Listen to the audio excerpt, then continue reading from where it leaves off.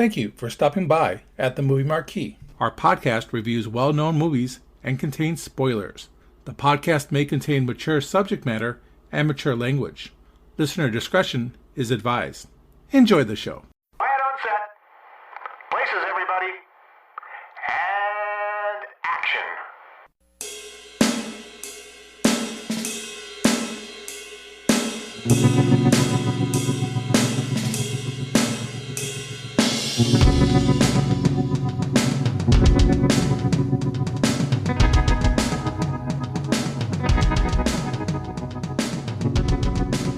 Welcome to the Movie Marquee. Today we will be reviewing the 1989 release from Rob Reiner, When Harry Met Sally. I am your host, Eric, and with me are my compadres, Ken. Baby fish mouth. And Ted. Marriages don't break up on account of infidelity. It's just a symptom that something else is wrong. Oh, really? Well, that symptom is fucking my wife. Nice. And I'll have what she's having. Let's get into this here. Ken, what are some of the particulars of this great movie that we're going to be reviewing? When Harry Met Sally, directed by Rob Reiner, produced by Rob Reiner and Nora Ephron, and was written by Nora Ephron. The cast is Billy Crystal as Harry Burns, Meg Ryan as Sally Albright, Carrie Fisher as Marie, and Bruno Kirby as Jess. Only 4 main actors, so that's pretty cool.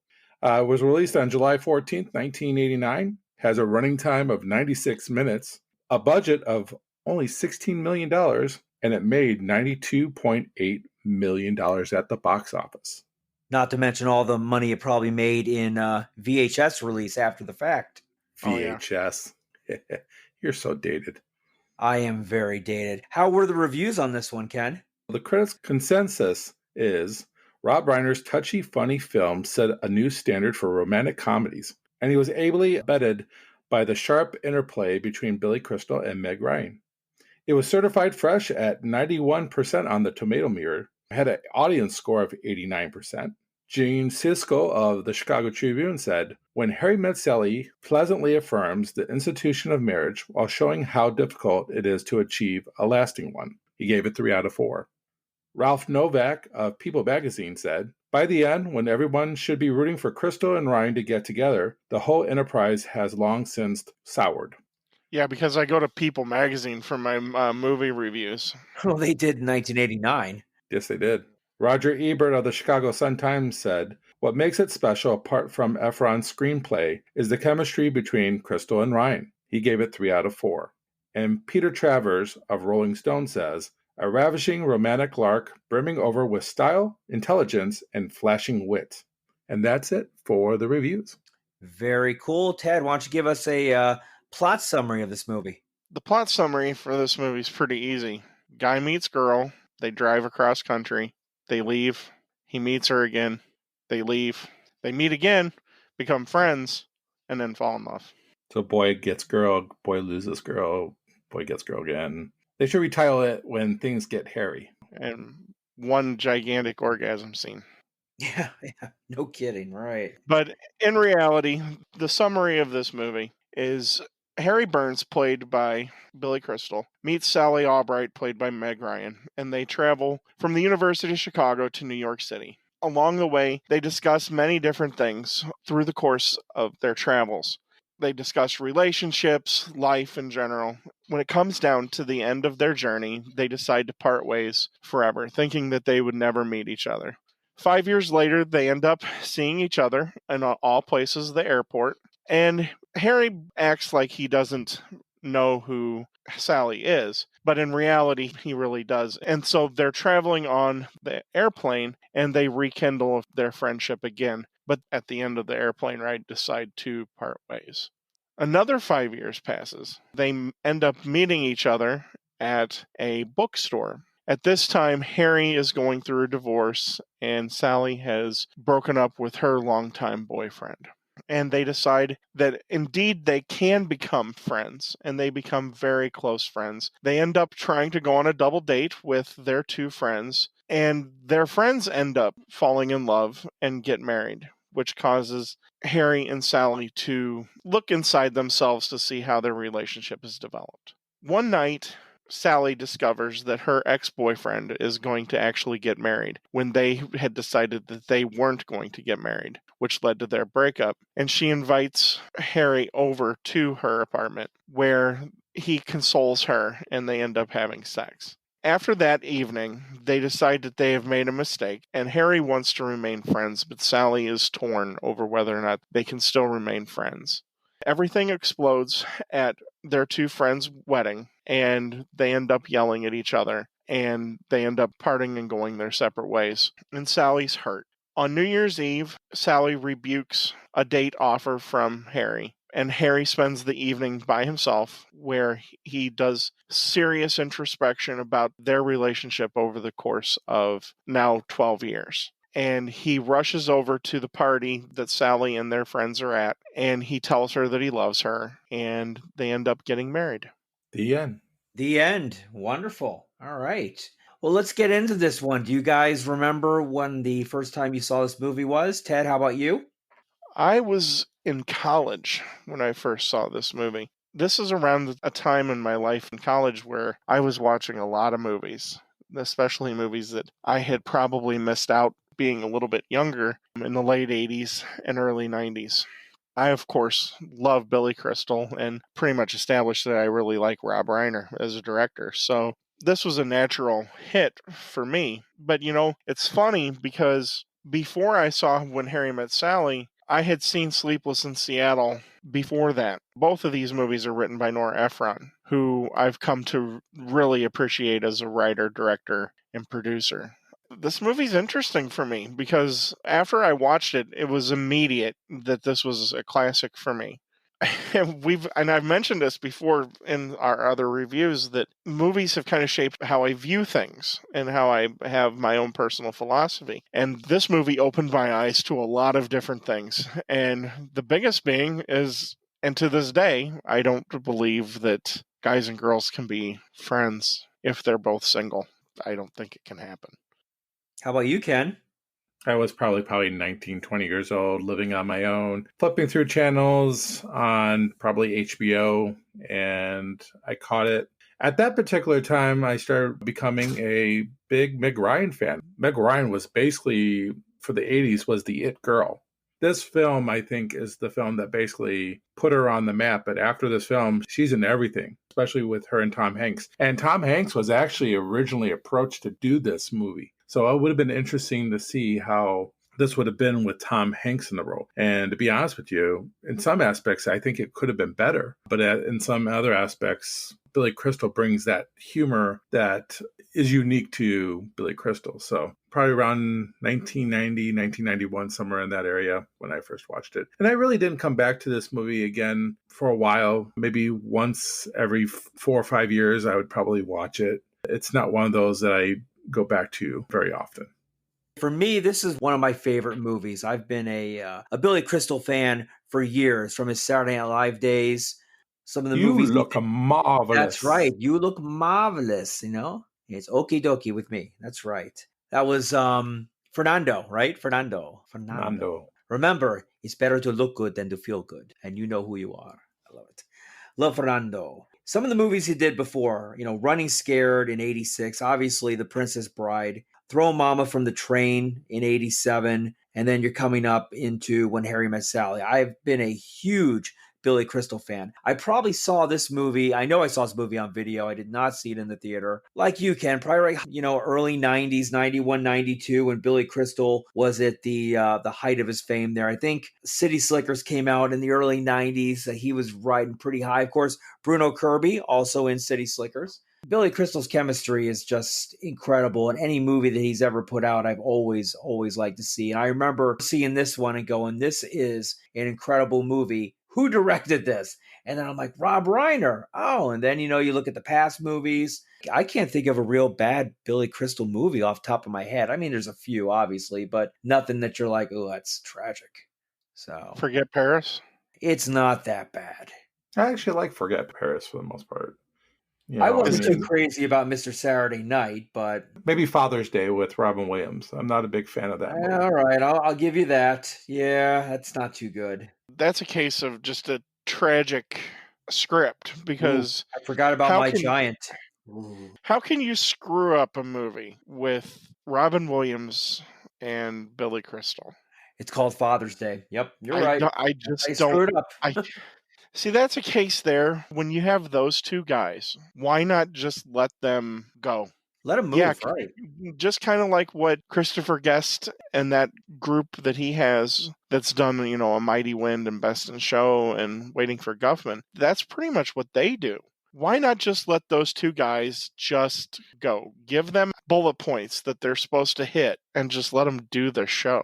But yeah, Father's Day is not a good movie. Let's roll on this one. Ted, you kind of alluded to this, and I think this is a great way to start it off because it's really the premise of the movie. Can women and men be friends without sexual attraction? No. How do you think this movie portrays that? I mean, yes, you've got your opinion, yes or no. But in this movie, how does it kind of move along and portray that? It does, because ultimately, by the end of the movie, they've proved their point because they tried to be friends. And that friendship got betrayed because they ended up sleeping with each other. I don't know. When you have a relationship, like two guys can be friends and give information about each other's lives, but it's different. Two ladies can do the same thing. But if you're a guy and a girl, if you're revealing your most intimate secrets in your head about loss, life, love, whatever, there's going to be an attraction and wanting to take that relationship to another level. And the moment that happens, it's a kind of a betrayal of the friendship because... And totally worse if you're already in a relationship. Right. Yeah. I mean, or married. Yeah. Both of you have to be in a relationship. That's where I get the addendum that he makes when they're in the airport. An addendum to the previous rule. But he even says that that's wrong. He's even that doesn't work because then your partner is going to question why you have to have that special friend. Yeah. Exactly. Yep.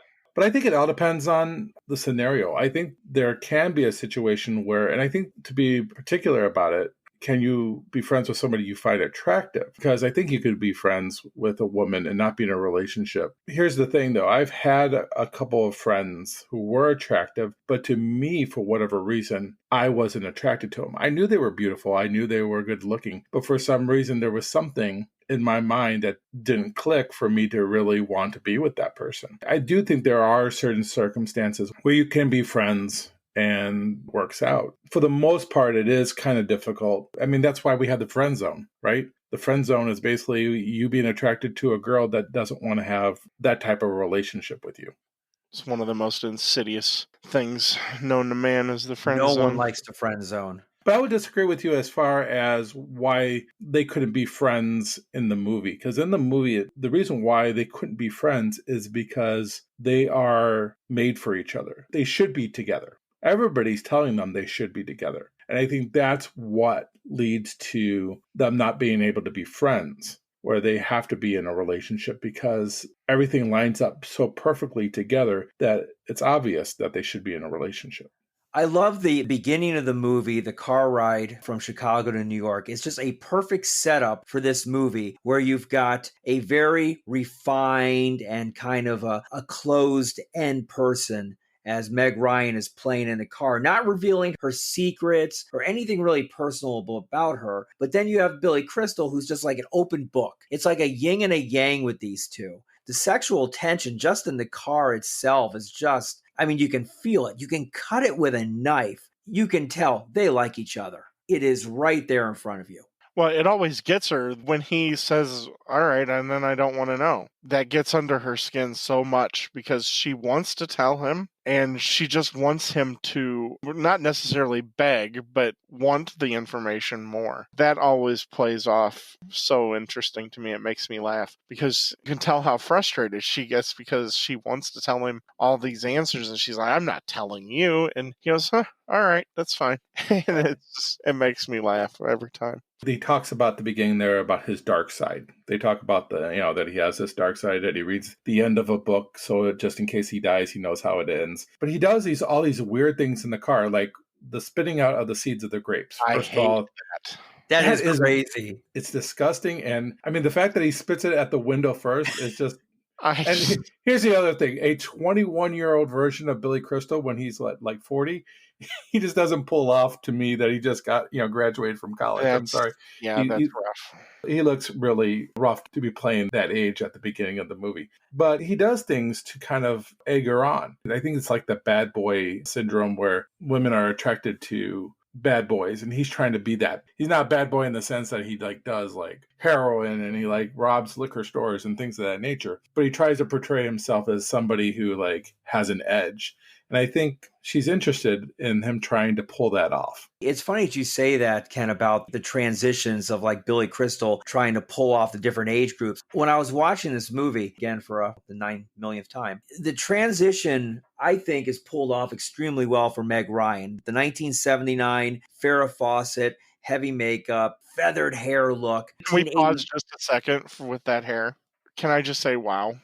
Oh, I love it. That might be the most attractive Meg Ryan. It clearly is, without a doubt. I just have to say that.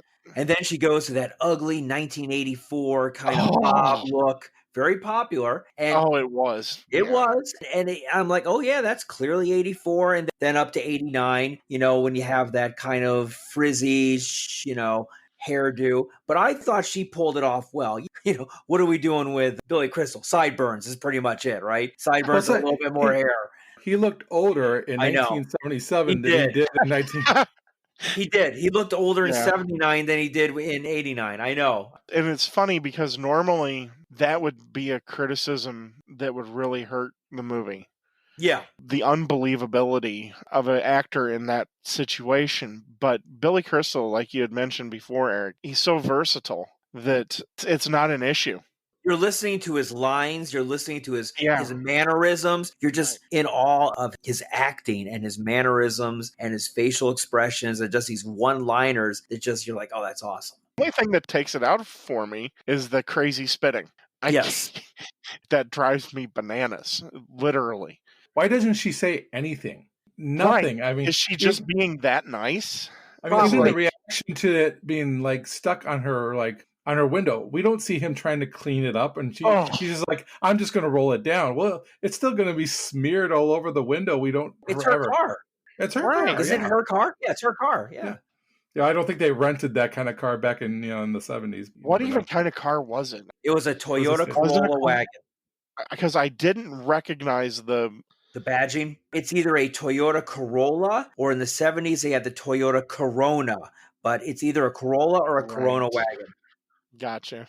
Yeah, one thing about, I would say, what you guys were talking about, Billy Crystal, and he's so gifted. What I like most about him is his ad-libbing. He's so quick on the draw with his mind. We always talk about Robin Williams, which was one of his friends, and one of his best on top friends, of it, obviously. But being sharp. Billy Crystal is extremely sharp. And I think that's why he's able to take this character, and we're okay with the fact that he looks like a 40-something-year-old guy playing a 22-year-old. The transition from his character from the beginning to the mid-80s to the end, you could see there's a development in his character, which I think is a little bit more so than Meg Ryan's character, to be perfectly honest with you, as far as the changes based on experiences of life. So I appreciate it from this particular character. You're kind of getting into one of my favorite aspects of the movie, along with Rob Reiner. I mean, the movie was written by Nora Ephron, but in reality, the movie itself comes from Nora Ephron's relationship with Rob Reiner, because Rob Reiner had gotten divorced from Penny Marshall, and he was living essentially the lifestyle that Billy Crystal's character falls into. And when Nora Ephron and Rob Reiner got together, it was a connection of two like-minded souls, is kind of what I heard in interviews. So it's when Rob met Nora. Yeah. Pretty much, except for they never got married. Right. She was famously married to Carl Bernstein from the Washington Post, and then to the writer Nicholas Pileggi, who is famous for Donnie Brasco and Goodfellas. When they first met, my understanding was they met together. Rob Reiner had this idea, and she shot it down. He makes a joke about it, that she shots it down before they even start eating dinner. So it becomes a little awkward there. But then they have a conversation afterwards, and this is how When Harry Met Sally starts to develop. And a lot of the things are based their own little idiosyncrasies. Like Rob talked about how Nora Ephron essentially ordered her food just like Sally ordered her food. And of course, Rob Reiner's notorious for having idiosyncrasies as well, kind of similar to the ones that Harry has. And I love Nora Ephron. She was able to capture in 3 movies that are probably 3 of the best, for lack of a better classification, romantic comedies. In When Harry Met Sally, Sleepless in Seattle, and even You've Got Mail. She took and made these characters believable. And like we had mentioned before, I believe in The Princess Bride, Rob Reiner has a uncanny ability to bring out the humanness of the characters that he's putting on film. And I think that that's one of the major reasons that this movie works so well, is because you feel that these people are human. When I was watching it preparing to discuss the movie, I noticed a couple of things that I had never noticed or never even really given a thought to. The idiosyncrasies and neuroses of both Harry and Sally, without something like When Harry Met Sally, where does Seinfeld land? Or Curb Your Enthusiasm? That's a great point, actually. I never really thought about that. Made by the same production companies. Right. I mean, it's easy to make the connection to Mad About You with Paul Reiser and Helen Hunt. It's putting these neuroses that people have out there. That is Seinfeld. I mean, they can say it's a show about nothing, but it's a show about people's idiosyncrasies and neuroses. And I mean, and of course, that's Larry David and Jerry Seinfeld for that matter. Oh, we can do a whole podcast on Seinfeld. That's an easy one. Yeah. Those 2 guys, I think society is more accepting of that because of something like When Harry Met Sally, because you grew to love these 2 characters in this movie. I had never really noticed that before. And that's just another testament, in my opinion, to Nora Ephron and to Rob Reiner.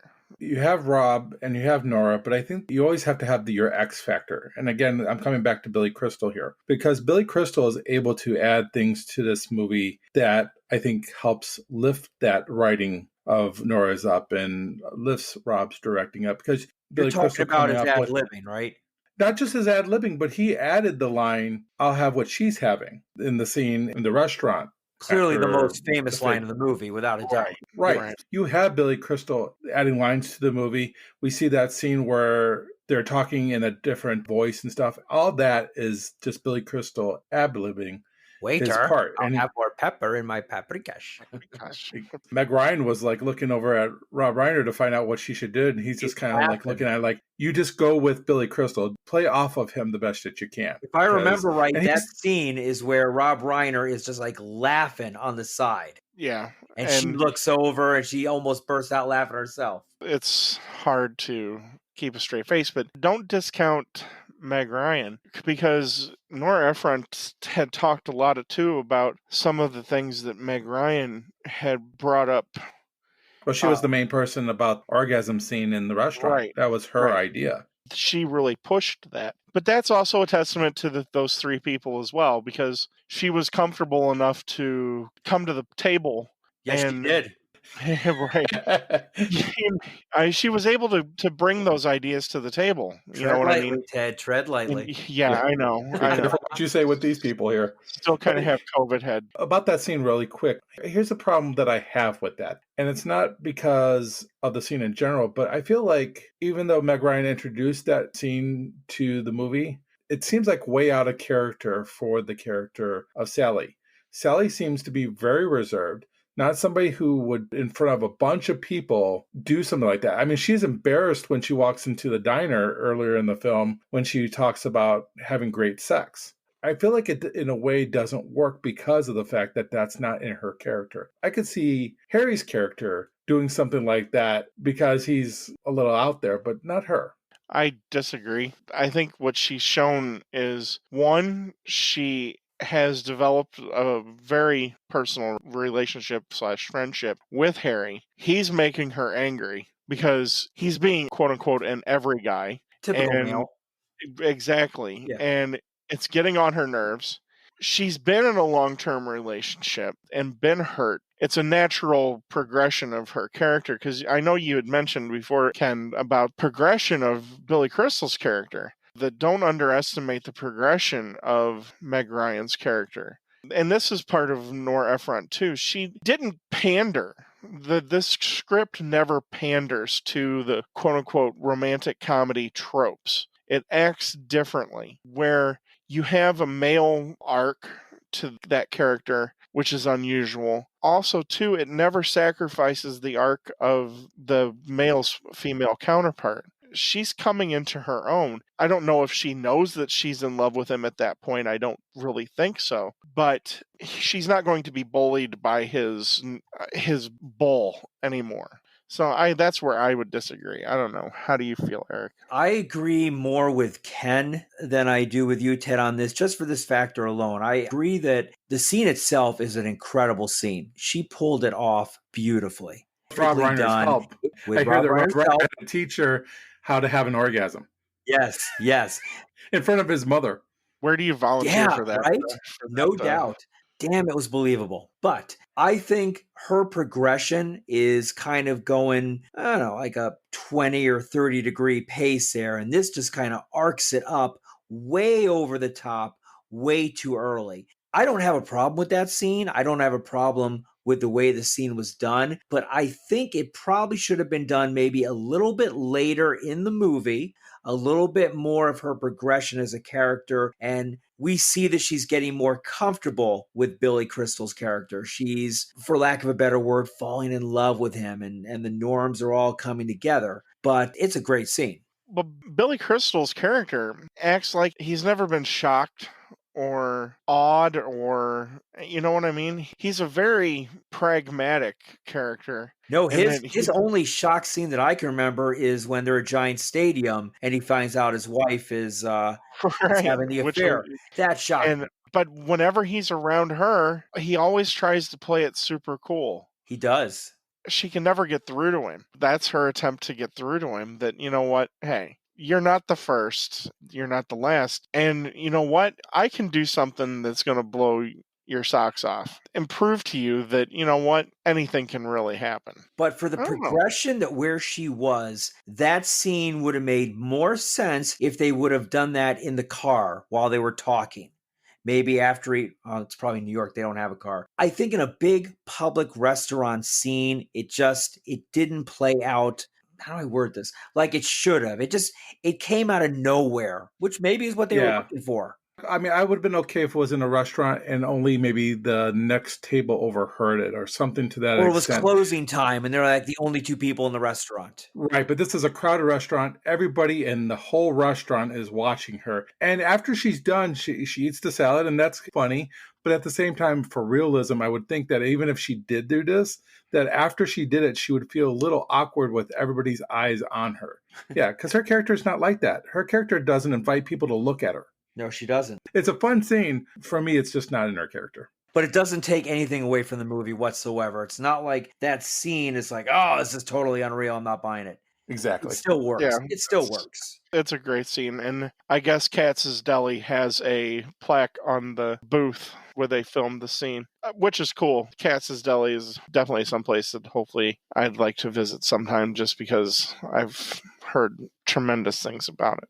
And the plaque has that. I hope you have what she's having. But there's a couple of things here. We had been talking about like the neurotic parts of everything and all of the rules that come up throughout, because we had discussed guys and girls can't be friends, but then with a future addendum. I came up with 6 rules that they discuss at pretty much at length. Of course, the men and women can't be friends is number 1, but the other thing that makes me laugh is I never take someone to the airport at the beginning of a relationship, because later you don't want to have someone say to you that, why don't you ever take me to the airport anymore? I think that's a really stupid line, to be perfectly honest with you. For whatever reason, when I watched the movie, I didn't care for that. Maybe it's because I don't even remember that line.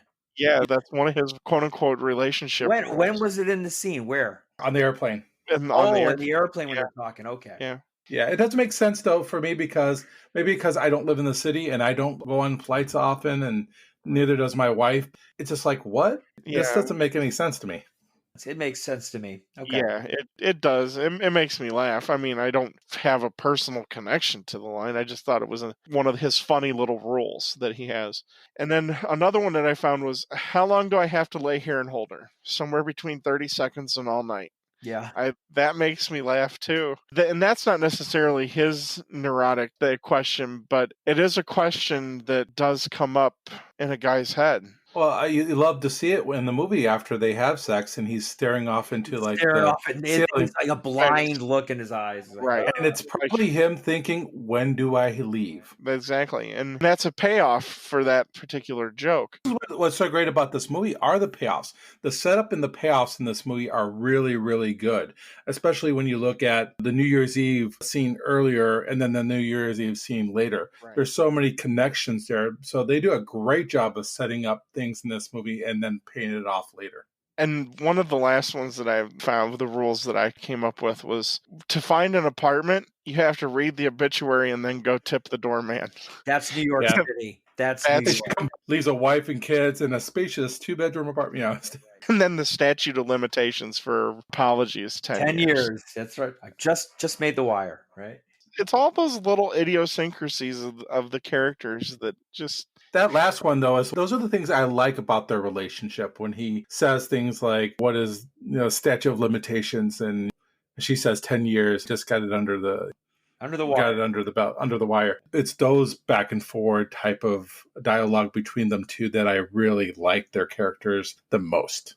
It gets you. It's natural. Right. Like when they're walking in the park talking, it's all natural. Their friendship there in the middle is because as much as you don't want to like him at the beginning, I didn't care for him. I thought he was kind of a jerk. But that middle part where they become friends and they start to open up to each other, that always, it gets me. I think it's the marriage part. The fact that he was married in between, it educated him. It made him grow. He was talking about how he's growing when he's in the batting cage, talking to his friend, and he's saying how he's growing. But I think his growth actually happened by going through a marriage that he thought was fine that ended up in shambles. And I think it taught him a lesson, and I think that made him grow. And I think that's what prepared him to have a relationship with Sally, and that they were able to become friends, and they were able to build off of that. That is a great scene with Bruno Kirby. You made a girl meow. I love that. After all of the stuff that Billy Crystal tells him, he comes back to, you made a girl meow? Yeah, that's the only thing he cares about. Right. Just goes right back to it.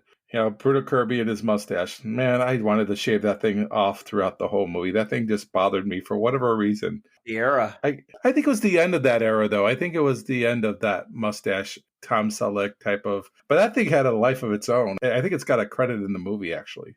That also is a part of that we've not talked about, is the fact that this is 4 characters, essentially. Clearly.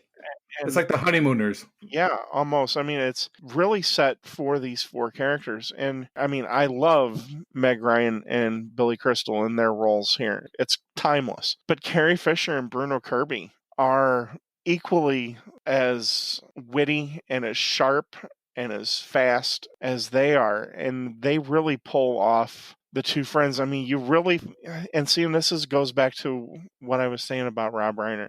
You feel like these characters are friends. There's a humanness and a believability to these characters.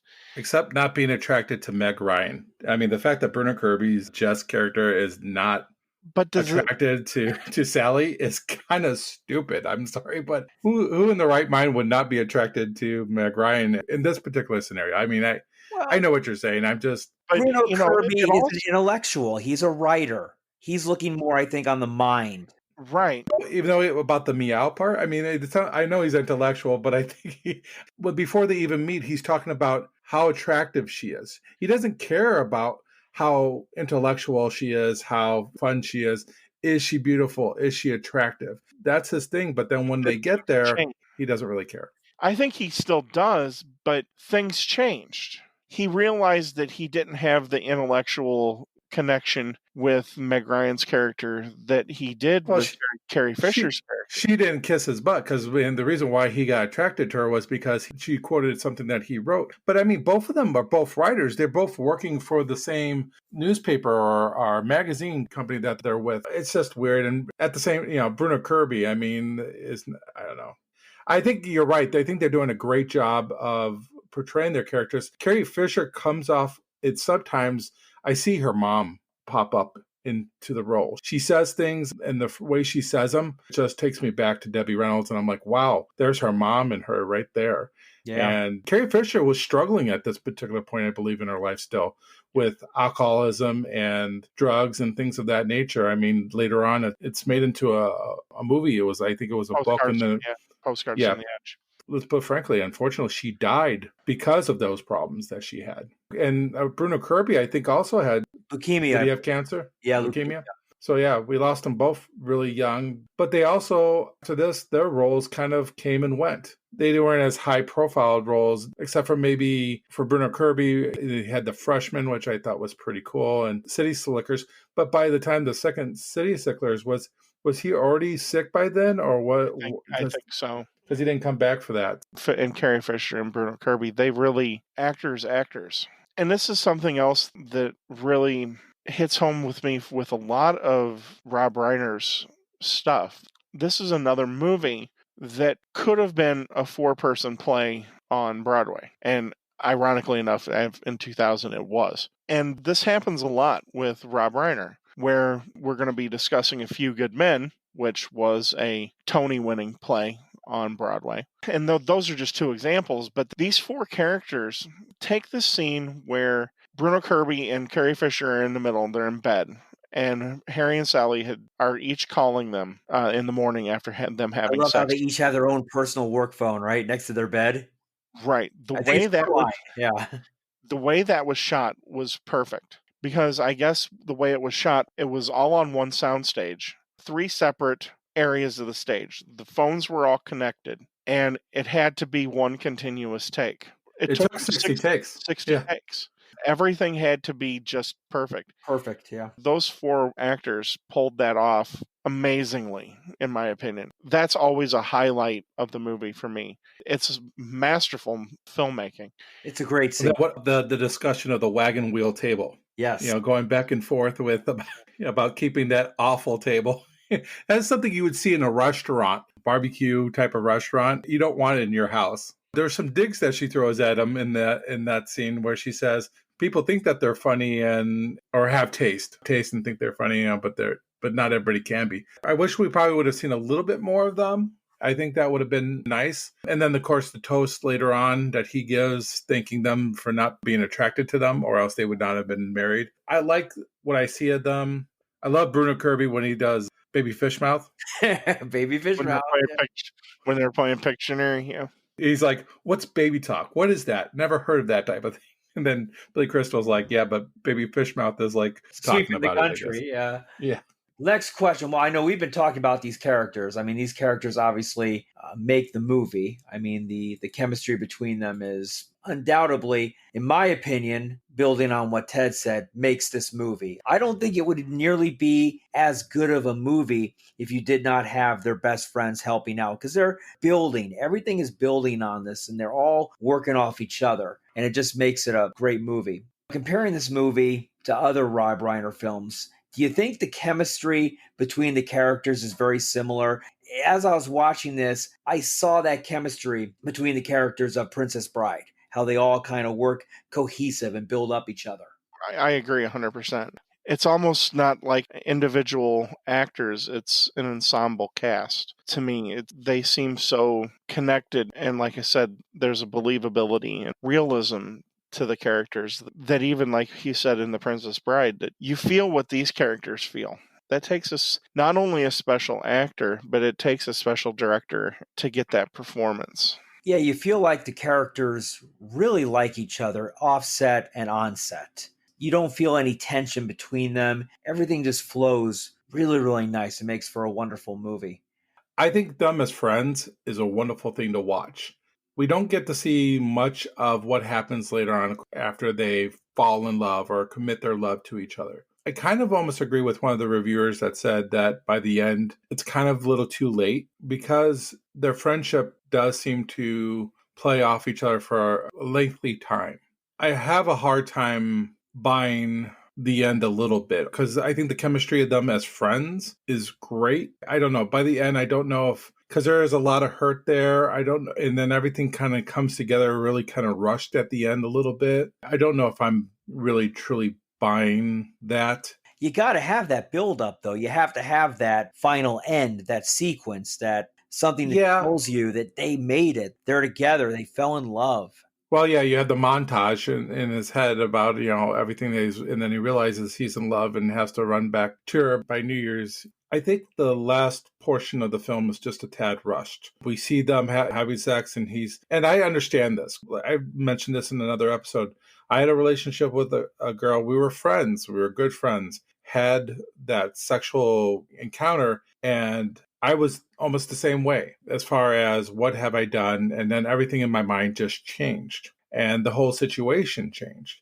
I just feel like the last portion of the movie, you have 3 weeks between them having dinner together saying that they made a mistake and then them seeing each other at the wedding. Like I said, I think everything just felt a little rushed at the end. And I wish that it would have played out a little bit more. Because I think she's like a little bit more in the wrong than he is. Because he is trying to treat it like, I'm not treating you like a one-night stand. I'm not treating you like I slept with you and then I'm leaving you behind. He really, truly, honestly, he doesn't know what to think. And I think she's a little too hard on him and stuff. Oh, well, clearly. I mean, all the attempts he made to try and get her to pick up the phone.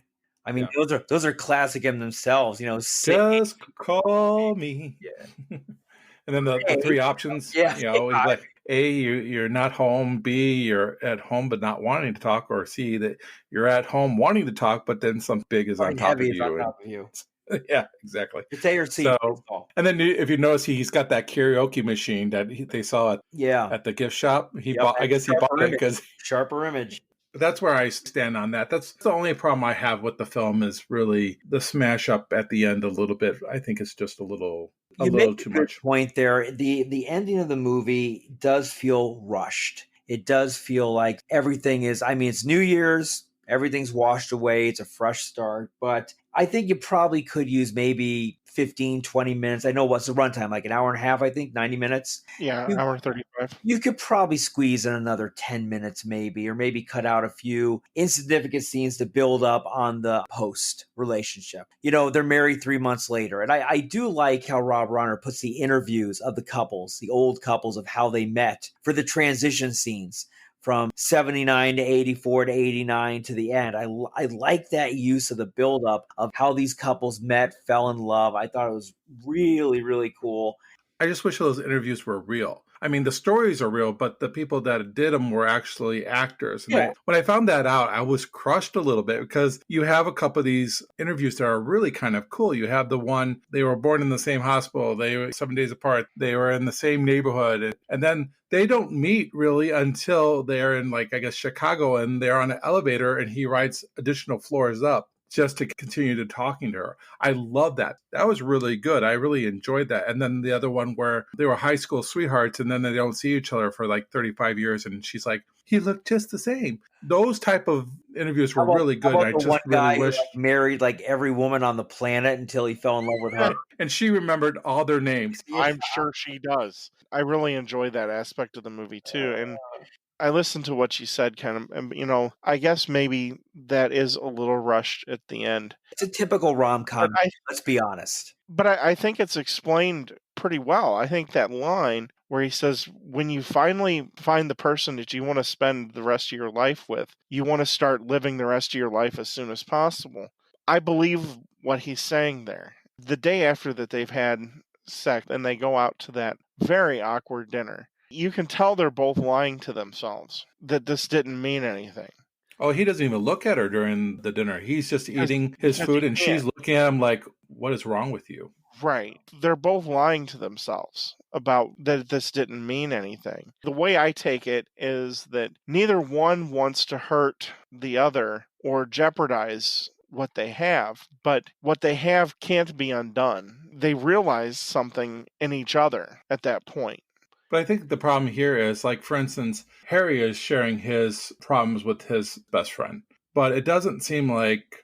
He's rationalizing. Now, I felt like it would have been better if Sally's character and Marie would talk more about it, and that Marie would give her maybe more advice, or like work it out. We don't really see why Sally is frustrated. Well, we see in the restaurant, but then after that, it goes straight to like the wedding. She's like standoffish, and he's trying to like talk to her and be nice to her and all that stuff, but she doesn't want to have anything to do with it. Right, because he wants to act like nothing's happened. At the same time, she even was telling everybody that was a mistake. But like you said before, she was lying to herself. But I don't see her working that out like he's working that out. That's the whole But thing. She's lying to herself. I mean, other than the initial conversation with Murray, I don't know how much she would have even went to her for something like this. Because obviously, Murray's trying to get her to look past him. That's why she convinces her to go to the New Year's Eve party and meets that guy who's aggressively dancing with her. I love the dancing part because of the fact that he does the dip with her, Yeah, and very similar to the dip, aggressively. very aggressively, but similar to the dip that Harry does with her a year earlier. Now, that is one of the setups and the payoffs. We also have the Christmas tree with both of them getting the Christmas tree together and it being very natural and buying it. And then she goes buys it herself the year later, and she struggles with bringing that tree up. I love the setups in that way and the payoffs. I would say the final scene is great. I love the party scene at the end. I think that all makes sense. I think how he talks to her and how she is. I mean, even then, she's even saying she hates him and she's trying to deny her feelings. I guess that's my problem a little bit, but I would love to see more of that I love him type of feeling come out. It's really all her denying how she feels about him throughout this whole process too, while being upset with him, while being still mad at him.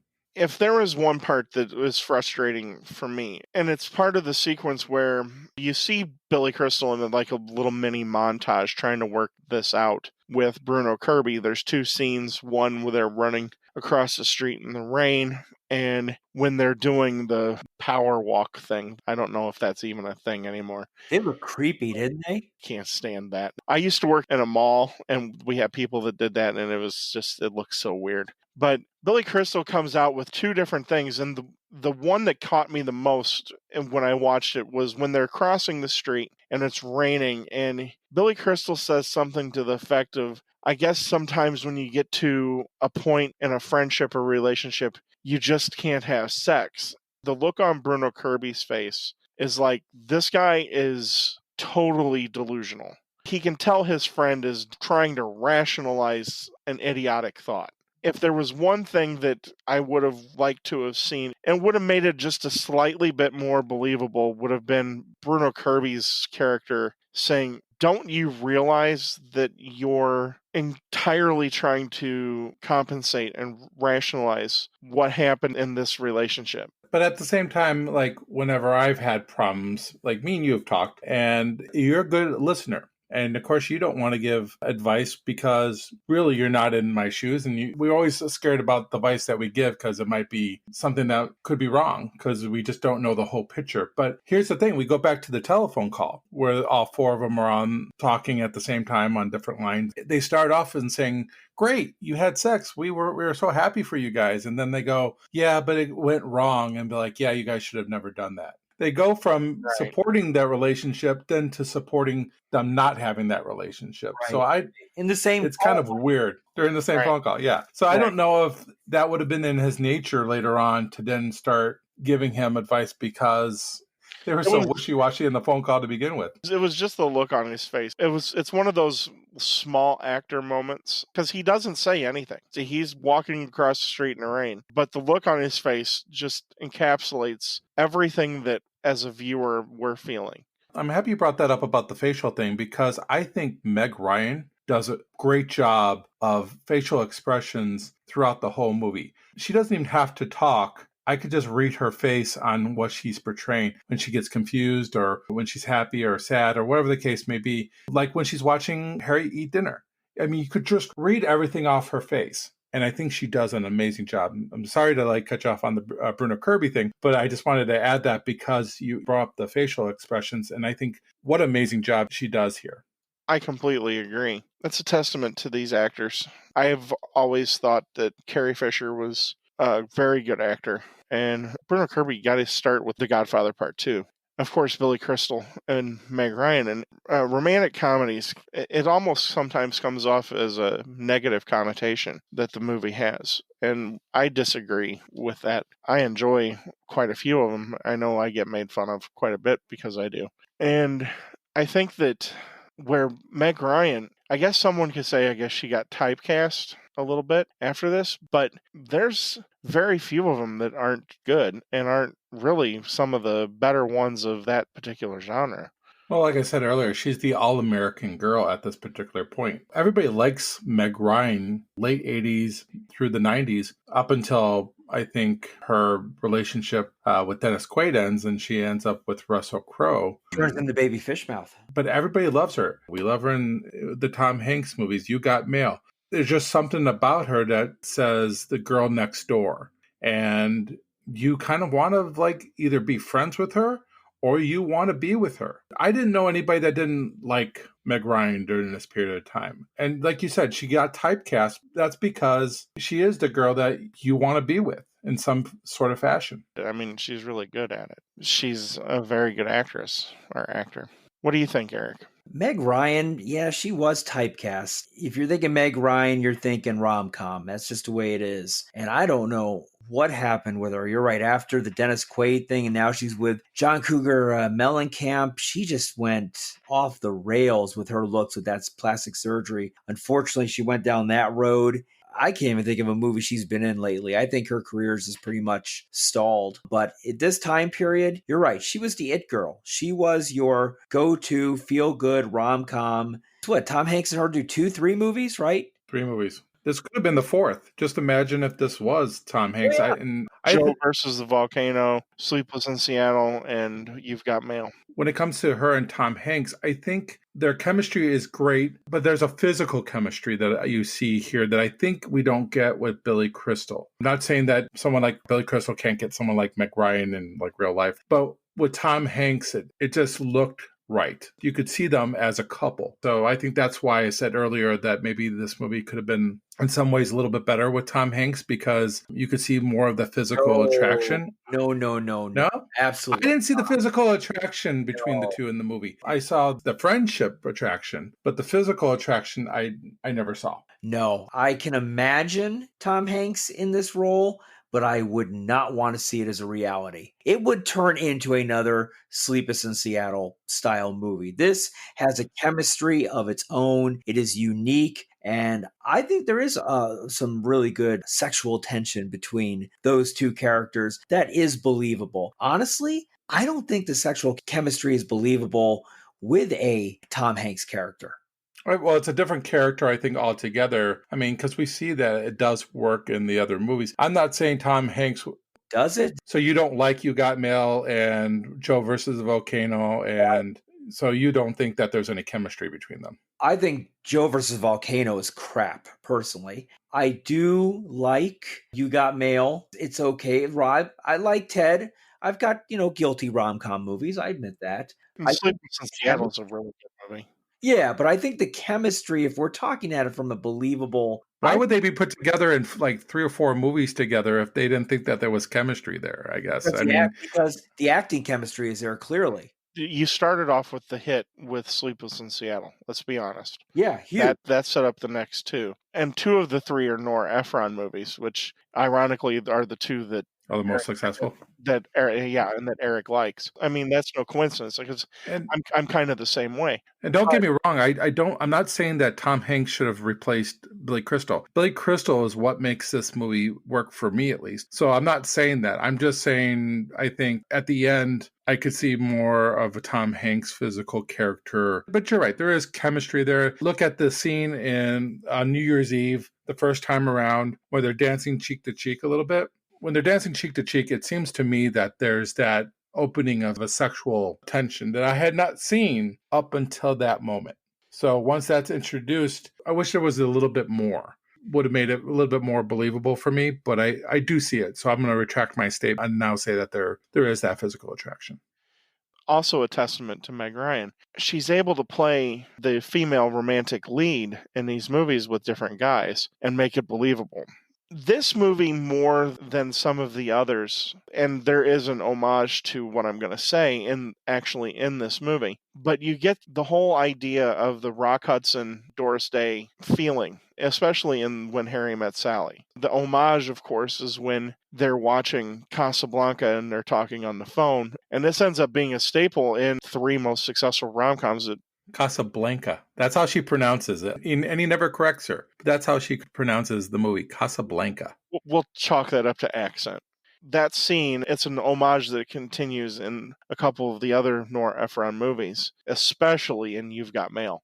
It's that Rock Hudson, Doris Day, where they're talking on the phone and they're having the conversation back and forth while they're each doing something. So it is a testament to Meg Ryan that she's able to pull this off, because neither Tom Hanks or Billy Crystal is what you would consider a traditional leading man as far as a romantic comedy goes. I mean, I would say more so with Billy Crystal, because we don't really see, I mean, we talked about Forget Paris earlier, but outside of that, I mean, they tried to get Billy Crystal back into a romantic comedy, and it just doesn't work. I think it works with Tom Hanks. I think he's proven that he is that kind of guy. I mean, even in the movie Big, where it's just not a romantic comedy, he's able to pull off a romance with a boy inside a man's body. I'll disagree with you on the Tom Hanks part, but I think with Billy Crystal, it never works again for him as a romantic lead again. We could do a whole podcast just on my hatred of Big alone. Ooh. Oh, I love that film. eventually I think that's going to happen. Ugh. AFI named this as the number 6 in their top 10 romantic comedy. A little too high, in my opinion, but And we normally don't do this. Just take a quick look at the movies, because I have it here because I wanted to kind of bring this up. Number 1 is City Lights, which is Charlie Chaplin. Which, yeah. I don't know. When I think of romantic comedies, I don't necessarily think of that. And I don't want to be dismissive of a silent. I wouldn't even thought of that movie as a I wouldn't have either. No, Roger Ebert compared this to like Annie Hall.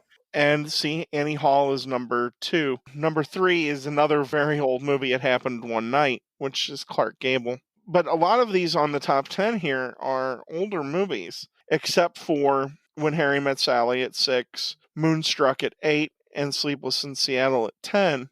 Well, I guess what I was trying to get at is what most people consider of the first romantic comedies are those Doris Day, Rock Hudson movies.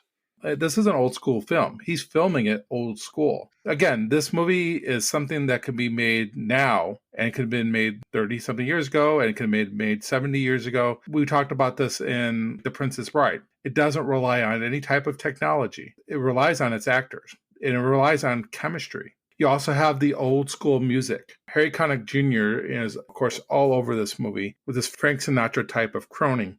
In fact, this song was huge. It Had to Be You.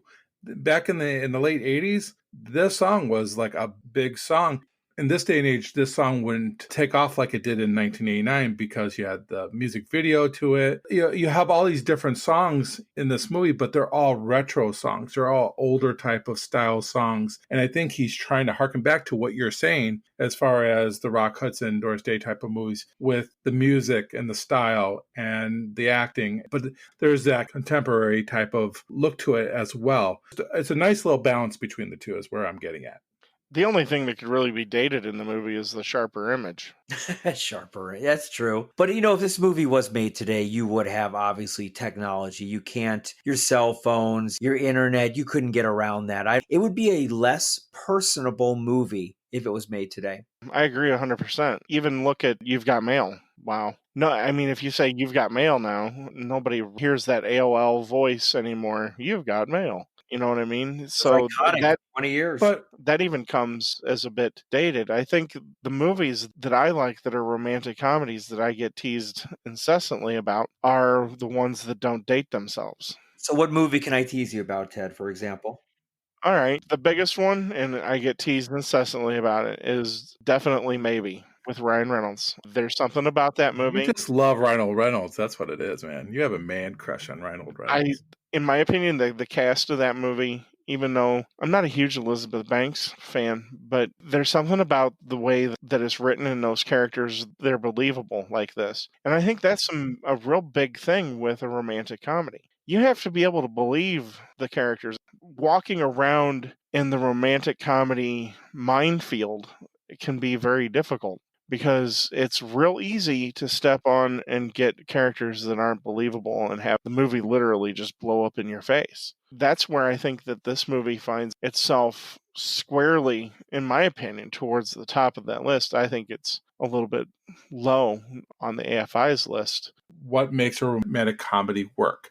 And it's the chemistry. I mean, you could have great writing, and there's great writing in here, but without great chemistry, the writing can just fall flat. What we have here is great chemistry.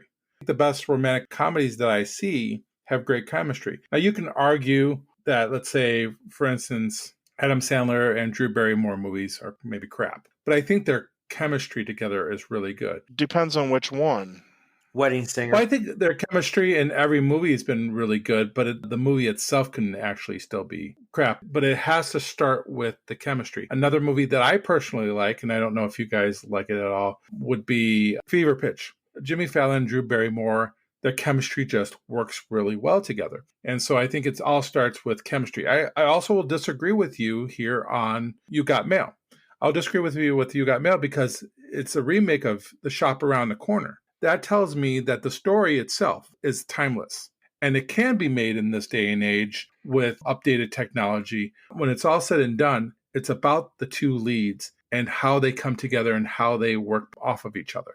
Well, because it's based off of the show that you're talking about, is why we're still talking about that particular movie now. The story stands the test of time, but it does rely a little bit too heavily on the technology. It makes it kind of old. It doesn't make it as old as like a movie like, I don't know if you guys have ever seen the movie Hackers from the 90s. Yeah, fun movie. Yeah, but holy smokes. The technology that they're talking about is so reliant. As much as I love The Matrix, even The Matrix comes up a little bit short. My favorite movie when we're talking technology out of date is War Games. Oh, God, yes. That War too. Games. That is like You want to play a game? my guilty pleasure, just to throw it out there on equal ground, is How to Lose a Guy in 10 days. 10 days. 10 There you games. go. 10 games. Well, that's a way to do it. The other one I get made fun of too is Notting Hill. I like Notting Hill. I like Notting Hill a lot. Those are great movies. 4 Weddings and a Funeral. Yeah. Yeah, Love it. these movies are well written. Let's be honest, this is a genre that does not lend itself to be written very well. And where I disagree with you a little bit, Ken, as far as most of the Adam Sandler stuff nowadays is not good. No, I agree. I agree with that. But I'm talking about the ones with Drew Barrymore as the female lead. I think those, I even watched Blended the other night and I really found it fun. They work. I really like 50 First Dates and The Wedding Singer.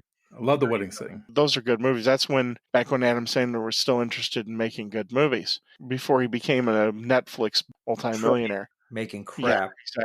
These are easy movies. And that's part of the problem too. These are easy movies to make, but they're hard movies to make it right. I think this movie itself, When Harry Met Sally, started back up the romantic comedies. We don't see successful movies in the 80s with romantic comedies. And then when we get When Harry Met Sally, that's when we see the floodgates in the 90s. With the movies that we just talked about, probably have a lot to do with the fact of how successful When Harry Met Sally was. I completely agree. That's kind of why I brought up the AFI top 10 list. It's like some of those movies are so old that they don't really work for me.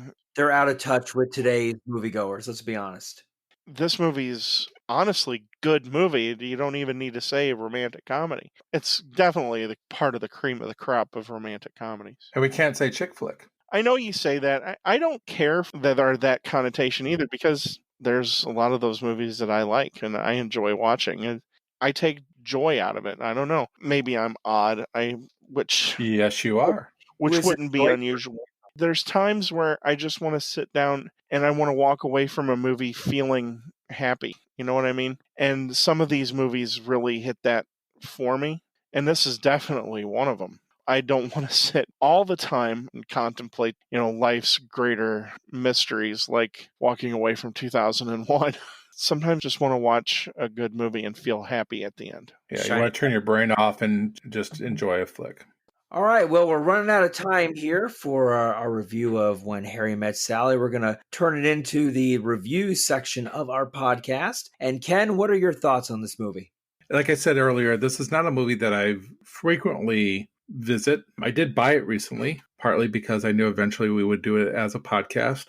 See, it teeters between a B and a B minus for me right now. It's a well-made movie. If we were just talking about how well-made this movie is, it'd be closer to the A range than it would be the B range. I love the characters. Billy Crystal makes this whole work for me. Of course, Meg Ryan, especially in this time frame here, is the it girl, and she was the it girl for me. I really liked Meg Ryan, and she was one of those actresses that I dreamed that I could have been with because she came off as being not only beautiful, but very personable, at least in the roles that she was in.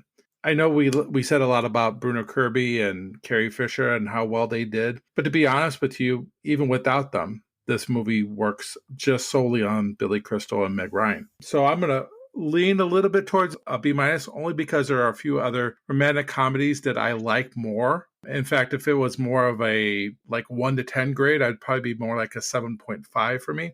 It's a good movie. I really like it. In fact, when I watched it the first time to prepare for the podcast, it felt like a comfort movie. It made me smile and made me chuckle at times. That's what a movie should do. It should make you feel good, especially a romantic comedy. You should feel warm and fuzzy inside a little bit. They even talk about possibly even doing a sequel to this. So that would be kind of interesting to see them do it in their 70s. Or they get divorced in the 90s. Or where they get divorced in the 90s. That's so wrong. Yeah, but that's where I land here on When Harry Met Sally. It's a B minus, but to be honest with you, it's better than the B minus. I just have a hard time putting it in the B category because of other movies that I like a little bit more. For me, I've been wrestling with a grade on this for the past couple days. I do disagree with you, Ken, that I think, in my opinion, this movie isn't even close to what it would be without Carrie Fisher and Bruno Kirby. I think for this movie, they are more than a supporting actor, supporting actress role. It is borderline lead, in my opinion. I know they're not the lead, but they are pretty high up there. I think this movie is nothing without their roles. This is one of my favorite romantic comedies. I like this one far and away more than You've Got Mail or Sleepless in Seattle or How to Lose a Guy in 10 Days. This is one of my favorites. It's not an A. It's not an A plus. There are some flaws in it. You know, Ken, you brought up a good point about the ending. The ending does seem a little rushed. It does leave something to be desired, which it could set up for a sequel. It is clearly set up for a sequel for what happens to them in the 90s and beyond. And I would love to see that. And I'd love to see Rob Reiner actually do it. I mean, it'd be scary to see Meg Ryan in this movie again, but that's here and there. The acting for me is great. The lines, the writing, the one-liners, the ad-libbing, the cinematography. It is just a movie that is well put together. And for me, it's going to be a B+. How about you, Ted? This movie, for me, hits a lot of happy points. When I was preparing and watching it for the podcast, like, I agree with Ken. It was like finding an old friend again, because it had been probably a couple years since I had actually watched it. And I feel bad about that now because of how much I've enjoyed watching it in preparation to record this episode. It's definitely a movie that I will continue to come back to because I do enjoy these movies.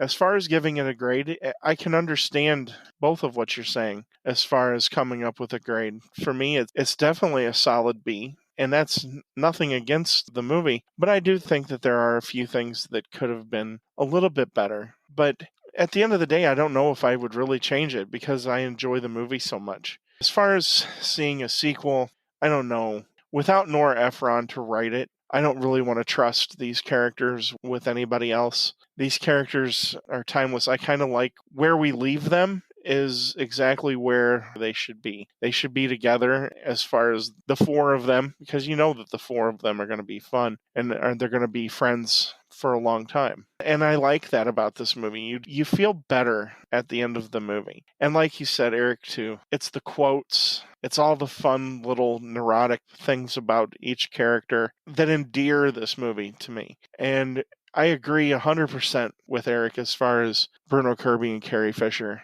You couldn't have asked for two people to play those roles any better. again, it does come down to a solid B for me because I enjoy the movie. And I like feeling happy at the end of the movie. All right. Well, that is all the time we have for this edition of the Movie Marquee. Ted, where can our friends out there find us? Well, we are available on Twitter, where we have a little bit of a fun little community that's popped up. Our new Twitter we can be reached at is at movie_marquee, and that's QU with 2 E's. You can definitely contact us there, and I know Ken has been putting up a nice community on Facebook with our Facebook group. And our Facebook community is the Movie Marquee. So you just need to look us up. We're called the Movie Marquee, and that's where you'll find us on Facebook. All right. And what movie will we be doing in our next podcast, Ken? Our next movie is A Few Good Men with Tom You Cruise. can't handle the truth, Ken. Oh, yes, I can, Ted. Oh, yes, I can. All right. I look forward to that one. Well, thank you, everyone, for joining us for this edition of the Movie Marquee. I am Eric. Appreciate you all listening. I'm Ted. See you at the movies. This is Ken signing off. Bye-bye. I'll have what you...